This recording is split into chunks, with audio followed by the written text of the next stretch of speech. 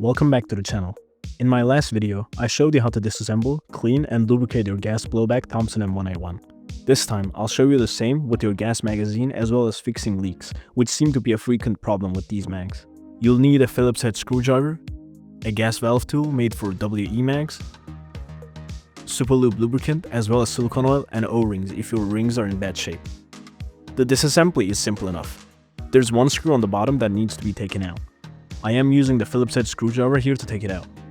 But be careful when doing so and make sure to hold the top part of the mag to make sure the spring inside doesn't fly away. Then you can pull out the inside where the feeder sits on top of a rod.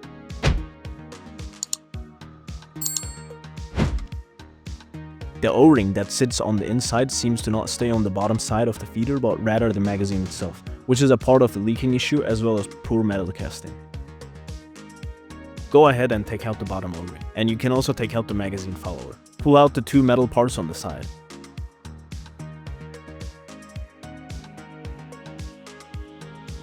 Now on the other side, pull out the third metal part and be careful not to lose the little spring and the extra shiny chrome bearing.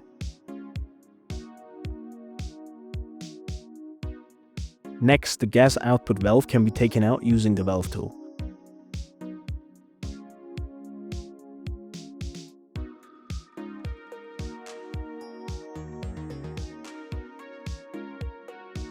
Now, grab a cloth and make sure to clean every single part that has been taken out.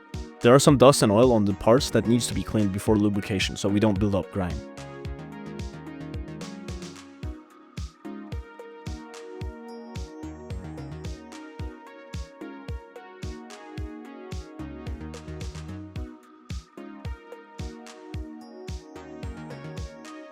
Once it is cleaned, go ahead and put a little bit of Superlube on the output valve.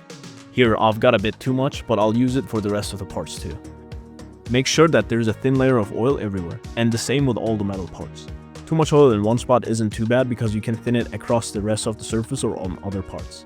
Use the Q-tip if there are spots that you can't get in. Once all the parts are cleaned and lubricated, you can put the parts back together like shown. First, the output valve goes back in. Then add a little bit of oil on the metal part with the chrome bearing, and it can be installed onto the side. The spring on the side needs a little bit of push with my thumb while inserting it into place. Then the feeder goes back in. And the side pieces that make the BBs move up and down can be inserted into place.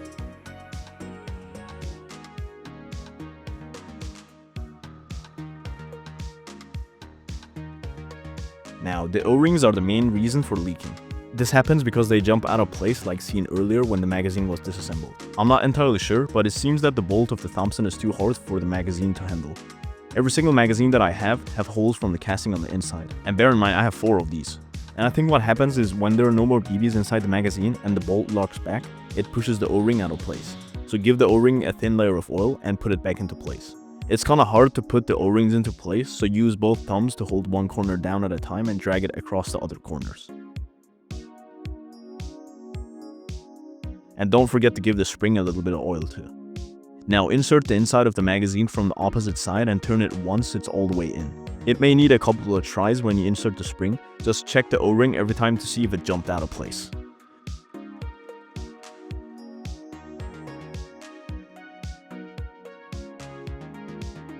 Then hold the magazine downwards with the lip having a gentle push so it stays intact.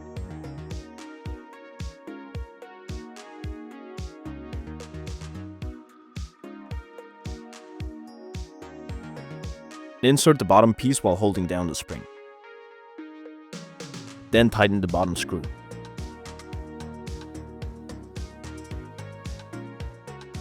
And then check to see if everything works as it should. And give the output valve a little bit of silicone oil and press it in.